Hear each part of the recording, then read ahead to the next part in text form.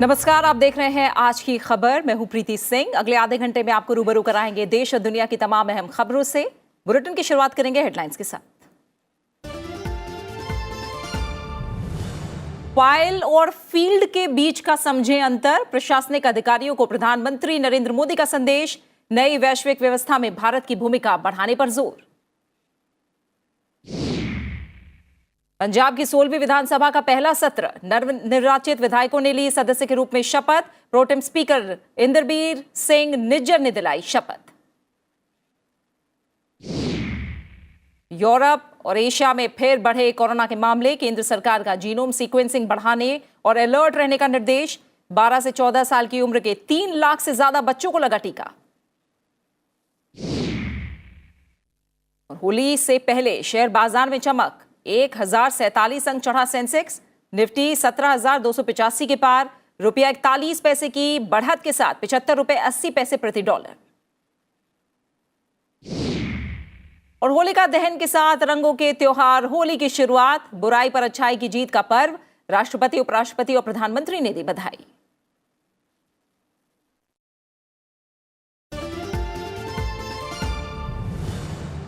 और हेडलाइंस के बाद एक नजर उन खबरों पर जो सुर्खियों में रही। उत्तर प्रदेश में विधान परिषद के द्विवार्षिक चुनाव के कार्यक्रम में परिवर्तन किया गया है। चुनाव के पहले चरण में 29 सीटों के लिए नामांकन भरने की अंतिम तिथि 21 मार्च कर दी गई है। इससे पहले चरण के लिए नामांकन भरने की अंतिम तारीख 19 मार्च और दूसरे चरण के लिए 22 मार्च थी। प्रधानमंत्री नरेंद्र मोदी ने दक्षिण कोरिया के नवनिर्वाचित राष्ट्रपति यून सुक योल से फोन पर बातचीत की और उन्हें उनके निर्वाचन पर बधाई दी। दोनों नेताओं ने भारत और कोरिया के बीच विशेष रणनीतिक साझेदारी को और गहरा करने और इसका दायरा बढ़ाने के महत्व पर सहमति जताई।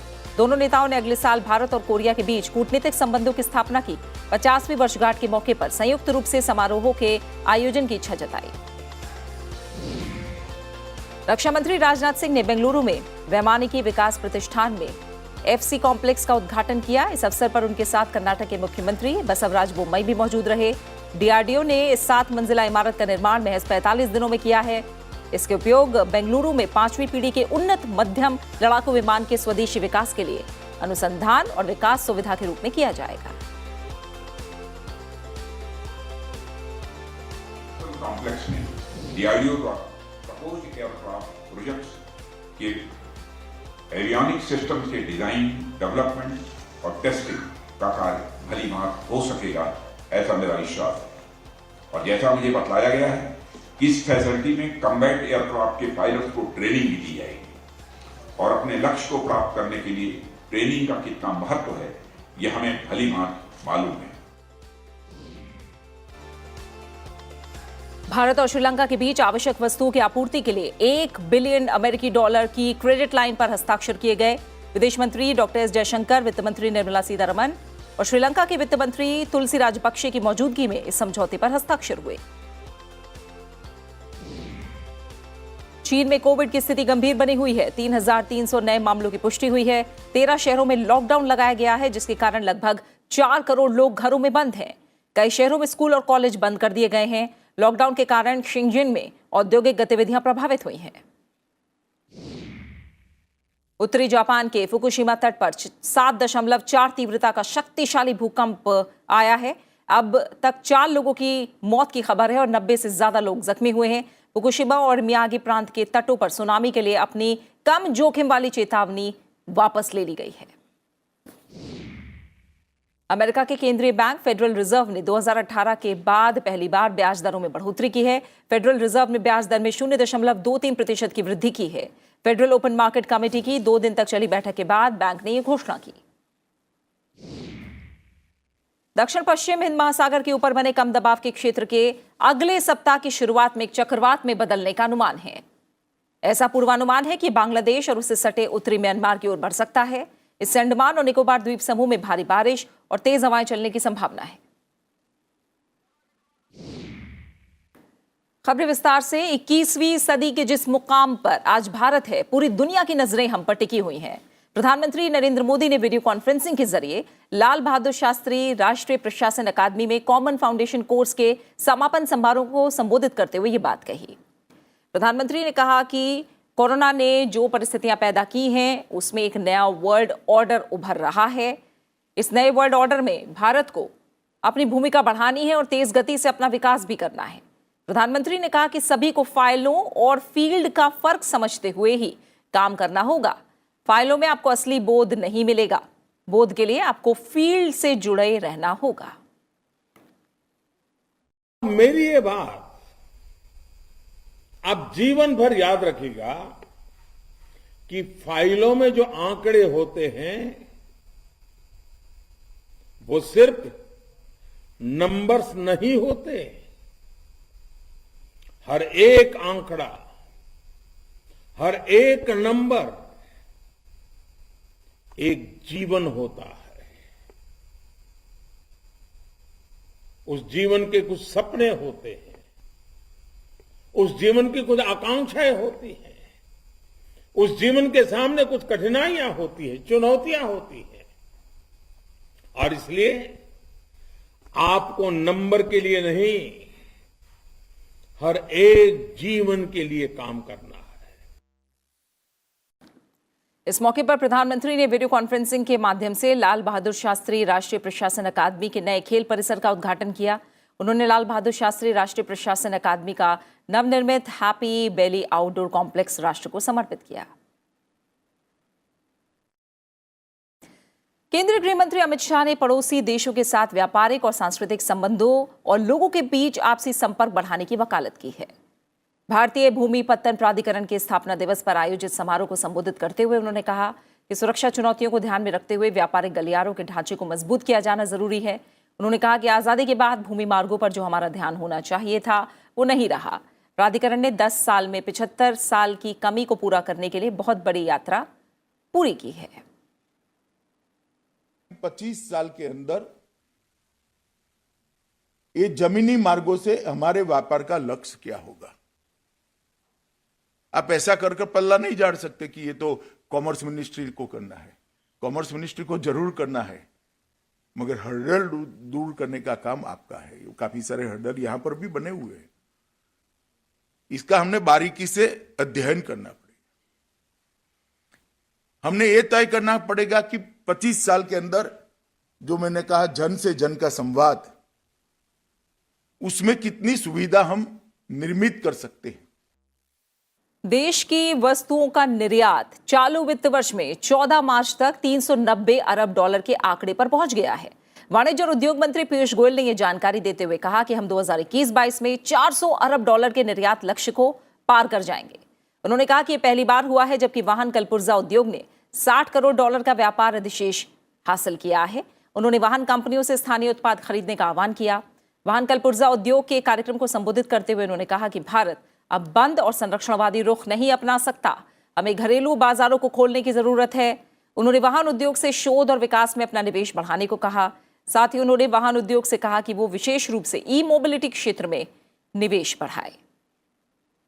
I do hope this will only be an encouragement to do even better, to look at what new technologies you can bring to the table, to look at how we can increase our digitization efforts. And the government is at your beck and call. We are very happy and willing to engage with you as much as you desire, so that collectively we can achieve some truly game-changing outcomes for the country as a whole. Punjab की 16वीं विधानसभा का पहला सत्र आज से शुरू हो गया। मुख्यमंत्री भगवंत मान और दूसरे नवनिर्वाचित विधायकों को आज पंजाब विधानसभा के सदस्य के रूप में शपथ दिलाई गई। प्रोटेम स्पीकर इंदरबीर सिंह निज्जर ने नवनिर्वाचित विधायकों को शपथ दिलाई, जिनमें से ज्यादातर पहली बार विधायक बने हैं। सबसे पहले मुख्यमंत्री भगवंत मान ने सदन के सदस्य के रूप में शपथ ली। भगवंत मान ने कल खटकड़ कला गांव में पंजाब के मुख्यमंत्री के रूप में शपथ ली थी। भगवंत मान के बाद महिला विधायकों को शपथ दिलाई गई। शपथ ग्रहण समारोह में आम आदमी पार्टी के कई विधायक अपने परिवार के सदस्यों के साथ पहुंचे थे। शपथ ग्रहण करने वाले कांग्रेस विधायकों में सुखजिंदर रंधावा, तृप्त राजेंद्र बंधावा और प्रताप सिंह बाजवा शामिल हैं। आम आदमी पार्टी ने 117 सदस्यीय पंजाब विधानसभा में 92 सीटें जीतकर सत्ता हासिल की है। कोरोना एक बार फिर वापसी करने की तैयारी कर रहा है। कुछ यूरोपीय और पूर्वी एशियाई देशों में कोरोना के मामलों में वृद्धि के बीच केंद्रीय स्वास्थ्य मंत्री मनसुख मांडविया ने उच्च स्तर की सतर्कता और निगरानी बनाए रखने और जीनोम सीक्वेंसिंग की रफ्तार को तेज करने के निर्देश दिए हैं।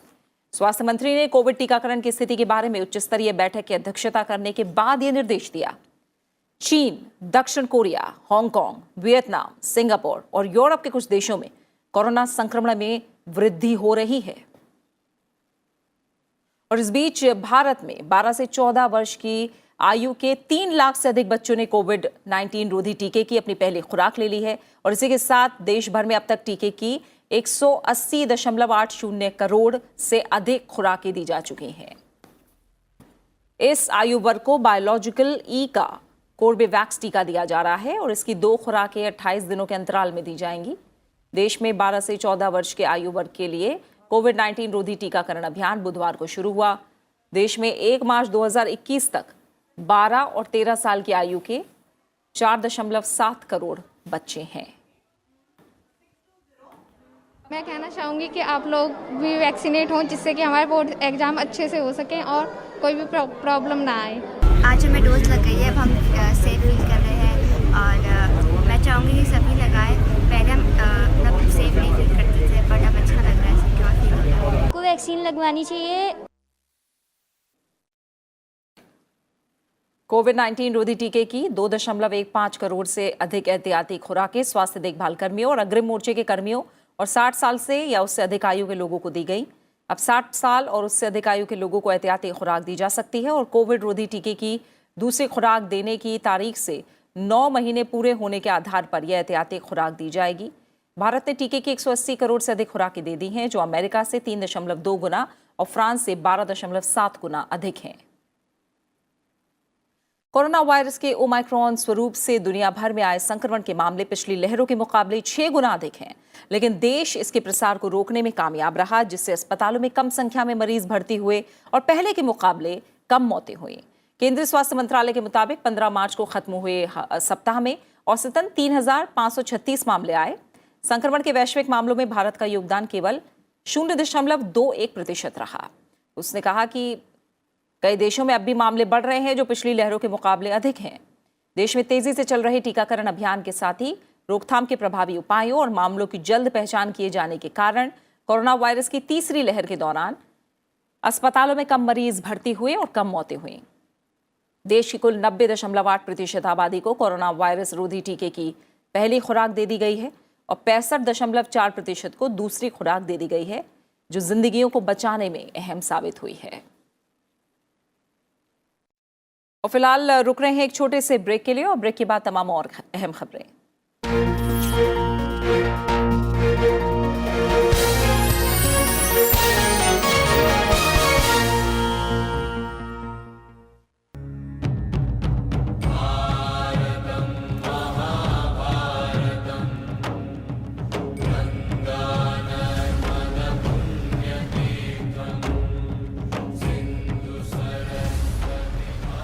हम पहुंचे हैं Hastinapur. Core geography of the Mahabharata is the region known as Kuru Panchal. कुरु पांचाल एक समय में एक ही राज्य हुआ करता था। उसके बाद 5 ट्राइब्स अलग हटके उन्होंने अपना पांचाल 5 रीजन को जोड़ के पांचाल बनाया और उनके जो राजा थे उनके 5 बेटे थे, तो उनको पांचों को एक एक जगह दी गई एंड वो मिलके एक कंसोलिडेट कहना चाहिए कि हिस्टोरिकली फर्स्ट कॉन्फेडरेशन बना और historical political confederation. Doctor Bibek Debroy के साथ इतिहास में इस बार देखिए महाभारत का भूगोल, आज रात 9:30 बजे सिर्फ सनसेट टीवी पर।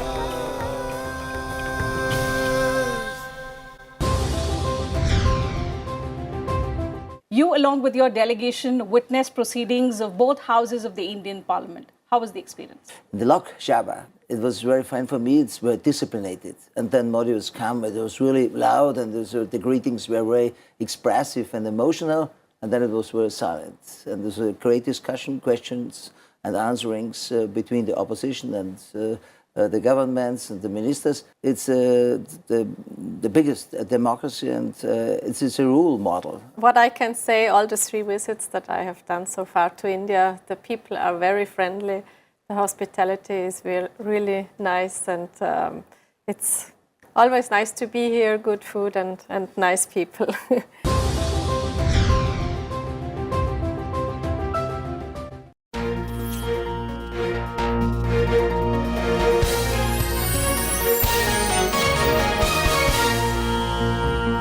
ब्रेक के बाद आपका स्वागत है और अब एक नजर राज्यवार खबरों पर।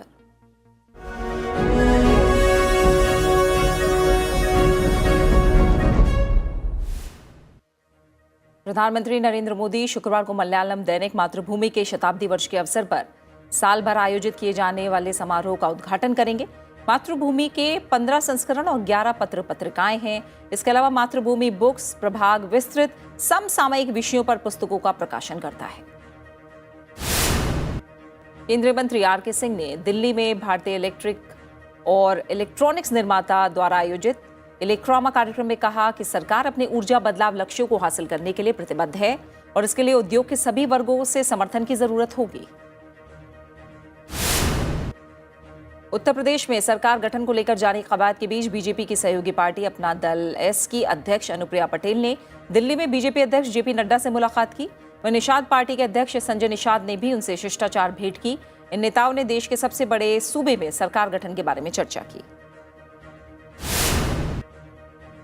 सरदार सरोवर नर्मदा परियोजना में शामिल राज्यों ने गुजरात को अभी तक 7,000 करोड़ रुपए से अधिक का भुगतान नहीं किया है। गुजरात सरकार ने विधानसभा को ये जानकारी दी। गुजरात के अलावा मध्य प्रदेश, राजस्थान और महाराष्ट्र भी सरदार सरोवर नर्मदा परियोजना का हिस्सा हैं। पश्चिम बंगाल विधानसभा में विपक्ष के नेता शुभेंदु अधिकारी के खिलाफ विशेषाधिकार प्रस्ताव को आज स्वीकार किया गया।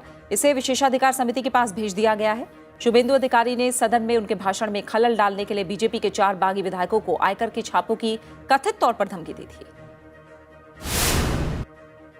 असम सरकार ने विधानसभा में कहा कि वो एक राज्य ओबीसी आयोग गठित करेगी जो अन्य पिछड़ा वर्ग की मौजूदा आरक्षण सीमा के भीतर विभिन्न जनजातियों के लिए उपवर्गीकरण पर फैसला करेगी। मौजूदा 27% के भीतर अलग अलग ओबीसी जनजातियों के लिए आरक्षण और उपवर्गीकरण की व्यवस्था की जा सकती है। त्रिपुरा के उप मुख्यमंत्री जिष्णु देव वर्मा ने राज्य विधानसभा में 26,892.67 करोड़ रुपए का कर मुक्त घाटा बजट पेश किया। पिछले बजट की तुलना में बजटीय आवंटन में 18.34% की वृद्धि की गई है। तमिलनाडु के मुख्यमंत्री एम.के. स्टालिन ने चेन्नई के बाढ़ प्रभावित क्षेत्रों के जीर्णोद्धार कार्य का निरीक्षण किया। उन्होंने तेजी और कुशलता से किए जा रहे कार्यों की सराहना की। पिछले साल मानसून के दौरान आई बाढ़ के बाद इलाके की स्थिति को सुधारा जा रहा है। गोवा के कार्यवाहक मुख्यमंत्री प्रमोद सावंत और अन्य नेताओं ने राज्य के पूर्व मुख्यमंत्री मनोहर पर्रिकर को उनकी पुण्यतिथि पर श्रद्धांजलि दी। बीजेपी के वरिष्ठ नेता पर्रिकर का कैंसर से जूझने के बाद 17 मार्च 2019 को निधन हो गया था। बीजेपी ने हितानंद शर्मा को मध्य प्रदेश बीजेपी के राज्य महासचिव संगठन के रूप में नियुक्त किया है। वहीं प्रदेश महामंत्री सुहास भगत की संघ में वापसी हो गई है। इससे पहले हितानंद शर्मा सह प्रदेश महामंत्री का कार्य देख रहे थे। उनकी नियुक्ति एमपी में उपचुनाव के दौरान हुई थी। मिजोरम सरकार ने कोरोना वायरस के मामलों में कमी आने के बाद पाबंदियों में ढील देने का फैसला लिया है। सरकार के नए दिशा निर्देशों के मुताबिक प्रदेश में 5 अप्रैल से शुरू हो रहे नए अकादमिक सत्र से सभी कक्षाओं के लिए स्कूल और छात्रावास फिर खोले जाएंगे। दिल्ली मेट्रो रेल निगम ने कहा है कि कल होली के अवसर पर मेट्रो सेवाएं दोपहर बाद 2:30 बजे से ही संचालित होंगी। रैपिड मेट्रो और एयरपोर्ट लाइन सहित मेट्रो की सभी लाइनों पर टर्मिनल स्टेशनों से सेवाएं दोपहर बाद सामान्य तौर पर शुरू हो जाएंगी। वहीं डीटीसी बसों की सेवाएं 2 बजे के बाद उपलब्ध होंगी। राजस्थान में गर्मी ने अपने रंग दिखाने शुरू कर दिए हैं, जहां कई जगहों पर तापमान 42 डिग्री सेल्सियस के आसपास पहुंच गया है। मौसम विभाग ने लू चलने की चेतावनी जारी की है। ओडिशा सरकार ने कला, विज्ञान, वाणिज्य और व्यावसायिक विषयों के लिए +2 की वार्षिक बोर्ड परीक्षाएं 28 अप्रैल से प्रत्यक्ष तरीके से आयोजित करने की घोषणा की है। गर्मी की स्थिति को देखते हुए परीक्षाएं सुबह 9 बजे से एक ही पाली में आयोजित की जाएंगी। जम्मू कश्मीर में प्रधानमंत्री आवास योजना के तहत राजौरी जिले के पिछड़े इलाकों में लोगों के लिए पक्के घर बनाए जा रहे हैं। यहाँ करीब 2200 घर बनने हैं। इनमें से 700 घर बन गए हैं, बाकी घरों को बनाने का काम तेजी से चल रहा है।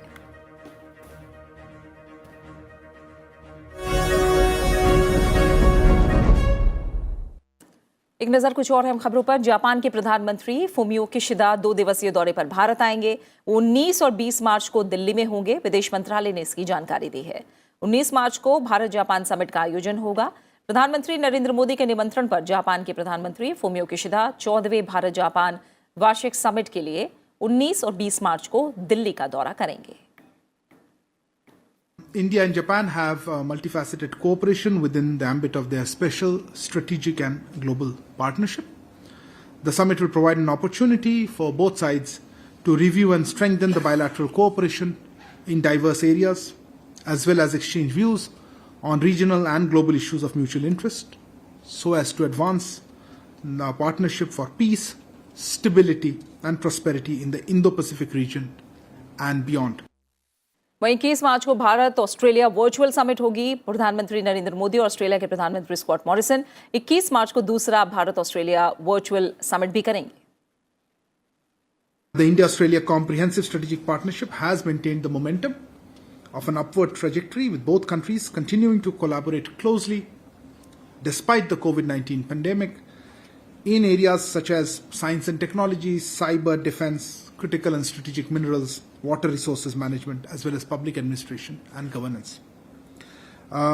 Prime Minister Modi, of course, met Prime Minister Morrison in Washington for their first in-person meeting after the COVID-19 pandemic.